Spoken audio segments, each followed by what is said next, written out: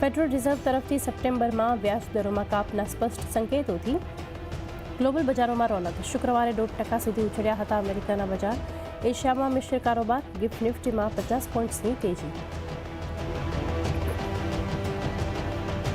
દરોમાં કાપને લઈને ફેડના સંકેતો બાદ ક્રૂડમાં પણ મજબૂતી. $80 નજીક પહોંચ્યું બ્રેન્ટ.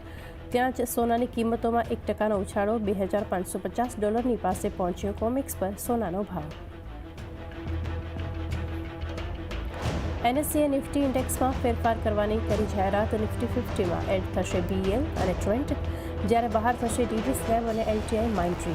BELમાં $65 કરોડ તો ટ્રેન્ટમાં $46 કરોડના ઇન્ફ્લોનું અનુમાન. 30 સપ્ટેમ્બરે લાગુ થશે ફેરફાર. સાથે જ ફુટ્સીએ ઇન્ડેક્સમાં 6 માસિક સમીક્ષાની કરી જાહેરાત. ઓલ વર્લ્ડ ઇન્ડાઇસીસમાં એડ થશે bank of Maharashtra, Bharat dynamics, central bank, હુડકો સહિત 13 ભારતીય શેર્સ. 23 સપ્ટેમ્બરથી લાગુ થશે ફેરફાર.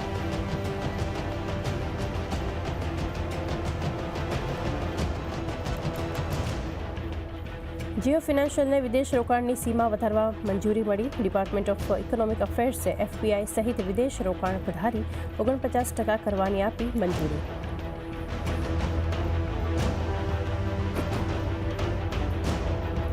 ઇન્ટરઆર્ક બિલ્ડિંગ પ્રોડક્ટ્સની આજે થશે લિસ્ટિંગ. ₹900 પ્રતિ શેર છે ઇશ્યુ પ્રાઇસ. 94 ગણો ભરાયો હતો IPO.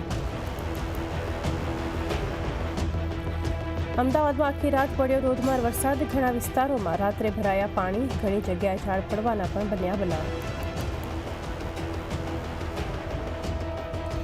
અને આખા દેશમાં આજે જન્માષ્ટમીની ધૂમ. દ્વારકામાં મંગળા આરતી માટે ઉમટી ભક્તોની ભીડ.